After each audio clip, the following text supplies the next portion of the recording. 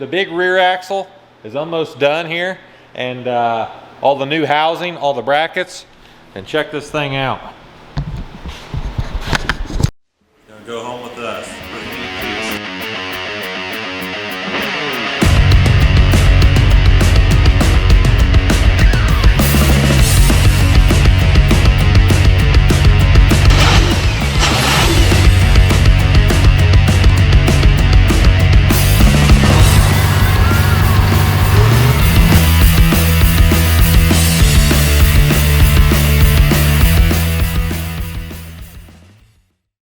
So as you see here, made a new tie rod. Same old crusty cylinders, gonna work on possibly updating that. We'll see what the budget is here. Got our Patrick shock mounts on here before it goes in this time. And the big thing we've been working on is, big thanks to my cousin Justin, he helped me design these things. We're updating our tethers, our wheel tethers. So this is like the Monster Jam trucks, and this is like all the present day stuff should have on it to run safely. So these two plates right here, we designed this. We designed these plates for top and bottom, and for spacers for all this to tie together. So it sandwiches that plate right there on the hub. So if a wheel busts off, a spindle breaks, it contains the wheel or keeps it from bouncing. It might still come clear off because these are so heavy, but it'll at least help contain it. So what there was before on there was literally this cable just wrapped around this hub right here. This flange, it wrapped on this outside, choked to itself, and then this plate right here just bolted right here. And that was acceptable for a long time, and really it's still better than not having anything. So I ran those all last year, never had any problems, never had any promoters bicker or anything, but definitely wanted to update while we were doing the axle stuff this year. So I think these new wheel tethers are going to turn out to be something that's freaking awesome. To not only they look cool, powder coated blue to match everything, it'll be a much safer deal.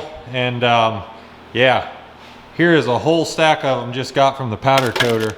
These guys do some powder coating north of me, and they turn these around in like 3 hours. It was just crazy to me. I couldn't even paint the stuff in this amount of time. So big thanks to those guys. They know who they are. And check out this bad boy axle.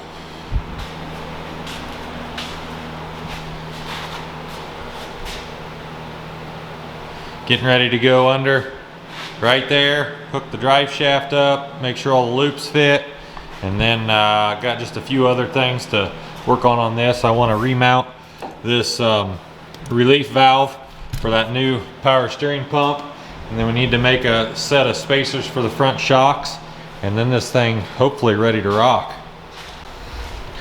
Another thing I want to show you guys, this is the rear end that come out of the truck.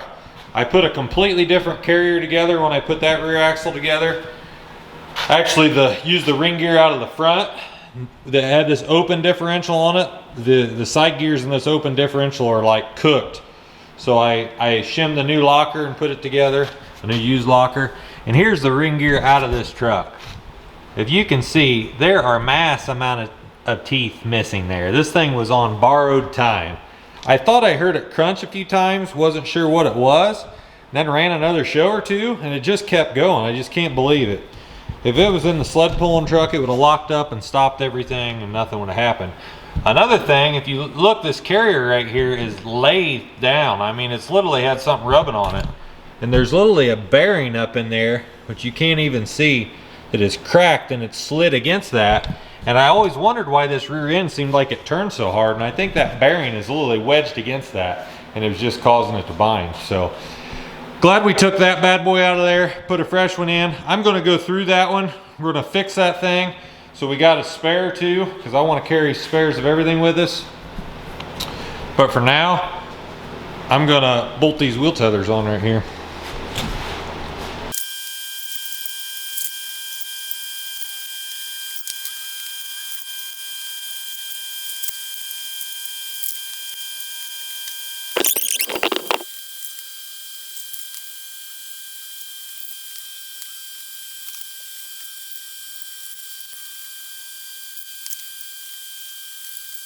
So as you guys see, I got the rear axle in the truck, got the new tie rod on there, got all the bracketry bolted up. I think everything's gonna clear. The rear steering's all hooked up.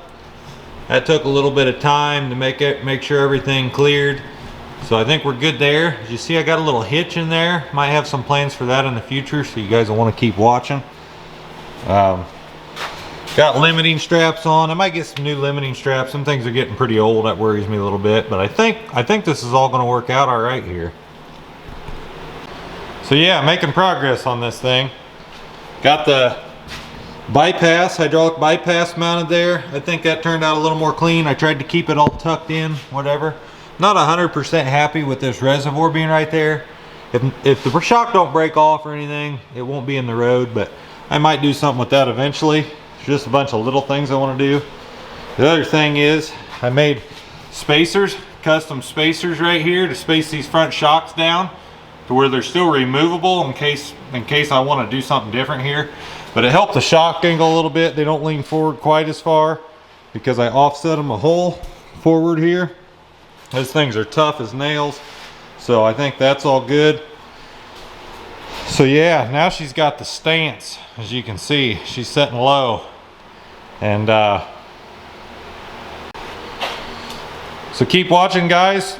This thing's about ready to get out and get tested. I got something lurking in the background here that you guys will want to see. That's in the next video.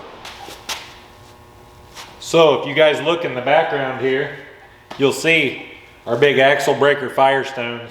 The old 23-degree DTs are all mounted on our Adam Gates rims.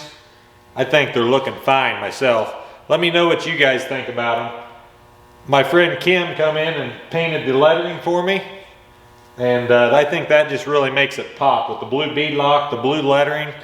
Man, I'm pretty happy at how these things turned out. So leave your comments on what you think of these things. You think they're going to break stuff or not? All the old school guys tell me we're going to break this truck running these.